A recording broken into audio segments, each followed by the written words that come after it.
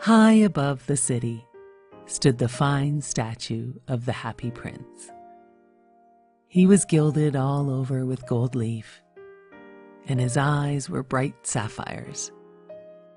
A large red ruby was in his sword. "He is as beautiful as a weather vane," said one of the town councillors, who wished to be known for his artistic tastes. One little boy in the city was crying for the moon, and his mother asked him, "Why can't you be like the Happy Prince, who never dreams of crying for anything?" Everyone loved the Happy Prince statue in the city. "He looks like an angel," remarked the children of the school. Their math teacher asked, "How would you know? Have you ever seen an angel?" "Of course," said the children, "in our dreams." One day a lonely swallow landed on the Happy Prince for a rest. He nestled in between the statue's feet to go to sleep. But just as he was about to fall asleep, a large drop of water fell on the swallow. The swallow saw no clouds and could not understand where these drops were coming from. The swallow looked up and saw the statue's eyes were full of teardrops, and that is where the drops were coming from.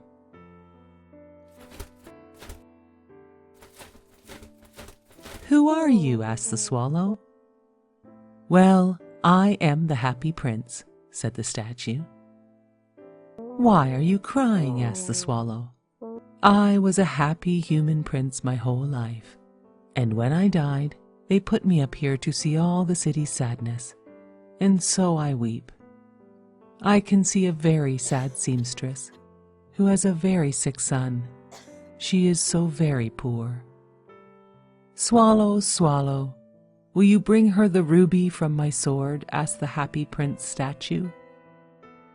"Oh, but I must be leaving to meet my swallow family," said the swallow.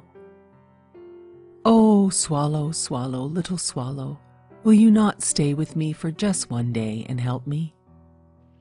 The swallow agreed to stay and help to be the messenger for the prince. He flew the ruby to the seamstress's house in the night and laid the precious red stone beside her thimble. He cooled her sick child with a flutter of his wings, and the boy began to feel better. The swallow flew back to the prince to tell him all was done. "I will leave tomorrow." "Please, swallow, stay one more night to help me," the Happy Prince asked the swallow. He asked the swallow to take one of his sapphire eyes to help a poor playwright to finish his play. The little swallow snuck into the playwright's room and left the sapphire. The playwright was overwhelmed and could not believe his luck. The swallow returned to tell the Happy Prince how happy the playwright was. The swallow said goodbye, but the prince asked for his help again, to give his other sapphire eye to the little match girl in the square below. "But if I pluck out your eye, you will be blind." "Do not worry, little swallow.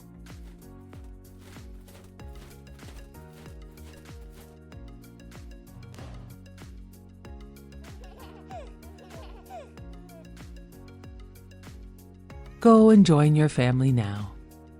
But the little swallow insisted on staying forever with the Happy Prince. The Happy Prince asked the swallow to take each leaf of his gold to help the poor in his city, and so the swallow did, as the Happy Prince asked, leaving the Happy Prince looking quite dull.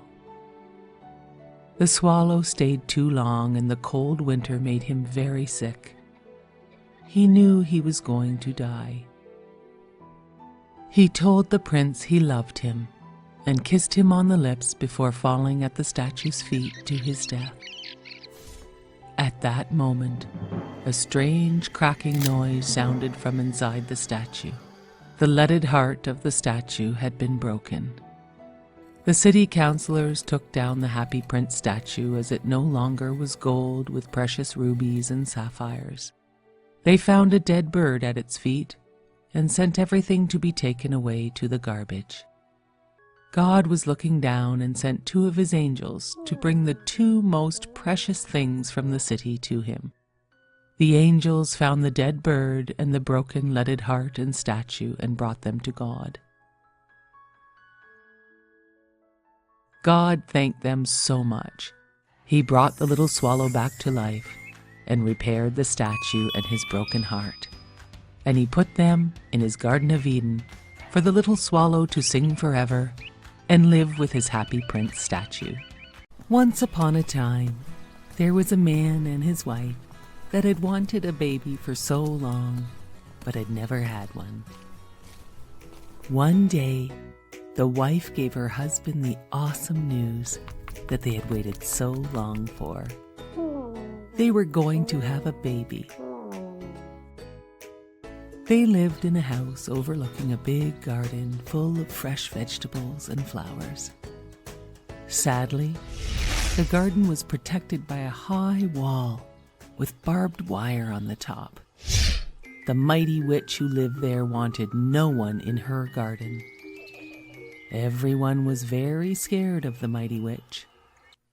One day, the wife was so hungry for the fresh radishes. She saw them growing in the witch's garden, but she knew she could not have them. Although she really, really wanted them, she thought she might die if she did not have them.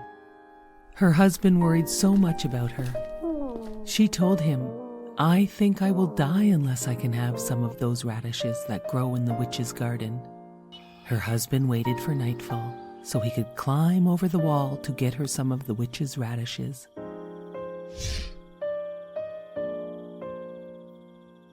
He got her some and climbed back over. She made a big radish salad and it made her feel so much better. But she knew she wanted more radishes. So her husband snuck over the wall at night to pick more radishes. As he was climbing back over the wall, the witch was standing right below him. "How dare you steal my radishes?" said the witch. "My wife thought she would die if I did not get them for her. I am very sorry." "If this is true," said the witch, "you can have all the radishes you want, on one condition. You must promise to give me your child to raise as my own." The man was so scared he agreed to whatever she said just to get away. When the beautiful child was born, the witch came and took her away, just as she had threatened. She named her Rapunzel, which means radish. Rapunzel grew more and more beautiful every day, and on her 12th birthday, the witch locked her up in a high tower deep in the woods. The tower had no stairs, no door, only a small window. Rapunzel had beautiful long hair that had never been cut, and when the witch wanted to go up to see her, she would cry, "Rapunzel, Rapunzel, let down your hair." The witch would climb up her hair to see her. This went on for years. One day, a prince was riding by the tower and heard Rapunzel singing. He looked at the tower but had no idea how to get in. So he left. But he came by the next day and saw the witch crying, "Rapunzel, Rapunzel, let down your hair." And he saw the beautiful girl who sang, let down her hair for the witch to climb up to see her. The prince returned at dusk and cried, "Rapunzel, Rapunzel, let down your hair." Rapunzel could not believe it when the young prince appeared, and it was not the witch. They fell in love at first sight. They made a plan for Rapunzel to escape. The witch found this out and cut off Rapunzel's hair and hid her away far from the tower. That night, the witch waited for the prince. He cried, "Rapunzel, Rapunzel, let down your hair." The witch threw out Rapunzel's hair, and he climbed up. To his surprise, it was the witch, not Rapunzel. The witch cursed him. "You will never see again." And with that, he was blind. For some time he wandered the forest, hoping to hear Rapunzel singing again. And then, one day, he heard her singing. He followed her voice and found her. They hugged and Rapunzel cried, so happy to see him again. One of her tears fell on his face, and a miracle happened. He could see again. "Oh, I am so happy to see you again," said the prince. And then another miracle happened. Rapunzel's beautiful hair grew back, as long and shiny as it had been. The prince took Rapunzel to his kingdom far away from the witch, where they lived happily ever after. A long time ago, a beautiful young woman was forced to live in an enchanted castle with a hideous beast. Belle had agreed to be his prisoner in place of her father. Belle soon discovered that she and the beast were not the only people living in the enchanted castle. To her surprise, she found out that the former servants of the castle had been magically transformed into everyday objects: a teapot, a teacup, a candelabra, a clock. Meanwhile, the beast was very nervous. A long, long time ago, the evil witch who had turned him from a handsome prince into an ugly beast had warned him that he must learn to love and be loved to break the spell and turn back into a handsome prince. He had lost all hope until he met Belle. He was afraid she would never ever see him as a prince, but only as a monster. "She is so beautiful, and just look at me," he shouted to the servants. Mrs. Potts, the teapot, told him, "You must help her see past all that," she said. The candelabra agreed with Mrs. Potts. They told the beast to be a gentleman, compliment her, be kind, gentle, and sincere, but mostly to control his temper. The beast invited Belle to dinner, but she said, "No, thank you." The beast got very angry and roared, "If she doesn't eat with me, she doesn't eat at all." Despite their master's orders, Mrs. Potts secretly fed Belle dinner. Mrs. Potts and the other servants entertained Belle, and they all laughed and sang, "Be our guest." Belle was very fond of all the servants, but wanted nothing to do with the beast. Only after he proved that he cared by protecting her from the wolves did she begin to trust him. Slowly over time, they became friends. One day, as they played in the snow, Belle watched the beast hand feed the birds, and she realized there was a side of him she had never seen before. A kind and gentle side. The beast was so happy that Belle was no longer afraid of him. The beast wanted to give Belle a special gift for bringing happiness back into his life. He asked Belle to cover her eyes, and he led her into an enormous library. Belle could not believe her eyes when she saw all of the books. "They're all yours," said the beast. He knew how much she loved books. "Oh, thank you so much," she smiled. Belle read many books to the beast, and their friendship grew very strong. They each found they could talk and laugh with each other as they could with no one else. One night, a very special evening was planned. The beast wanted everything to be perfect. He worried very much about how he looked. The candelabra and mantel clock helped him to get ready. They told the beast how handsome and elegant he looked. When he saw Belle looking so beautiful in her ball gown, the beast bowed. At dinner, the beast was the perfect gentleman, and when Mrs. Potts began to sing a love song, the beast asked Belle to dance. She said yes, and they danced in each other's arms. The servants watching from the doorway were so happy for the beast. They would not have guessed that the beast's love for Belle would send her away. But he told Belle she was free to go. He could no longer keep her a prisoner. Belle left to visit her sick father. The beast's heart was broken. Villagers attacked his castle and he could not fight. He let them come in. Belle realized she belonged with the beast and returned to find him. Belle found the beast wounded and dying. "At least I get to see you one last time," said the beast, gazing into Belle's eyes. "No," cried Belle. "I love you." All of a sudden, a great beam of light beamed down on the beast.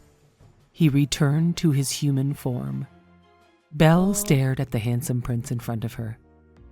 "Belle, it's me," he assured her. Looking deep into his eyes, she saw her friend's gentleness and love.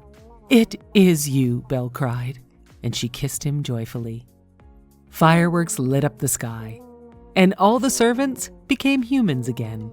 To celebrate this great event, the prince and Belle had a fantastic ball in their shining, perfect castle. Belle wore her stunning evening gown, and the prince looked handsome and dashing. All the servant friends attended the grand ball as well. Belle and the prince danced in each other's arms all night. It was very clear for all to see how much they were in love. Belle and the prince lived happily ever after. There once was a poor country man whose only inheritance to his 3 sons was his farm, his donkey, and his cat. The eldest son inherited the farm, the second eldest the donkey, and the youngest son inherited the cat. "What on earth will I do with a cat? I can barely feed myself," said the youngest son. "Let alone how can I offer this pet anything? I have no money and am so poor." "Don't worry," said the cat. "If you can get me a sack and a pair of boots, you will see I am the most valuable thing your father ever owned." The son brought the cat what he asked for, as he knew he had nothing to lose. The cat put on the boots and took the sack to catch a plump rabbit. The cat wore the boots on his journey. He would be called Puss in Boots. He caught a plump rabbit and brought it to the king.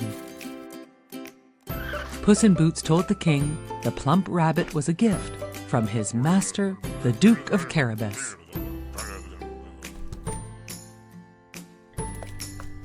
For several weeks, Puss in Boots brought the king many gifts from his master. The king was very curious about Puss in Boots and his master, the Duke of Carabas. But the king knew that the Duke was friendly and had the most well-behaved cat he had ever met. The king did not know that Puss in Boots had made up the name Duke of Carabas for his poor master. One day, the king and his daughter were riding in their carriage by the river. Puss in Boots told his master to take off his pants and shirt and jump in the river. His master agreed to do so. Then Puss in Boots yelled out, "Help! Help! The Duke of Carabas is drowning!" as the king's coach passed by him. The king ordered his driver to stop, and he told his guards to rush over and save the Duke of Carabas. The king saw Puss in Boots yelling and knew he must help him, as he had been so generous to the king. Puss told the king the Duke's clothes had been stolen. So the king offered the Duke a fine suit of his own clothes to put on. The Duke of Carabas got in the carriage for a ride. The king's daughter quietly told the Duke he looked very handsome. The Duke looked at her and told her she was very beautiful. Along the way, Puss had asked all the farmers and workers on the road, "If the king drives by, you must tell him the owner of all these lands is the Duke of Carabas, or the ogre who lives in the castle will eat you." All the farmers and workers answered when asked that the Duke of Carabas was their landowner when the king asked them. Puss in Boots ran ahead to the ogre's castle and asked the ogre about the trick he could do. by changing into a small mouse from a big ogre. Puss in Boots told the ogre no one believed he could do a trick like that. The ogre said, "Watch me," as he turned into a small little mouse. Puss in Boots grabbed the mouse and ate it up, and that was the end of the big bad ogre. Just then, the king's carriage arrived at the castle gate. Puss in Boots ran to meet the carriage and said, "Welcome to the castle of the Duke of Carabas." His master could not believe what was happening. On the long ride in the carriage, he had fallen in love with the king's daughter. And Puss in Boots had planned everything to work out perfectly. The Duke asked the king if he could marry his daughter. And the king said, "Yes, of course."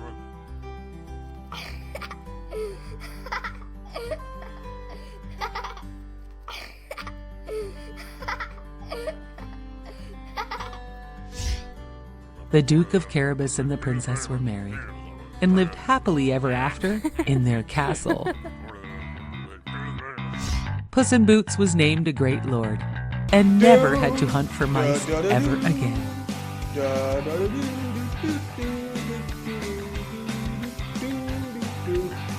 Puss in Boots proved he was the best inheritance, as he had promised his master.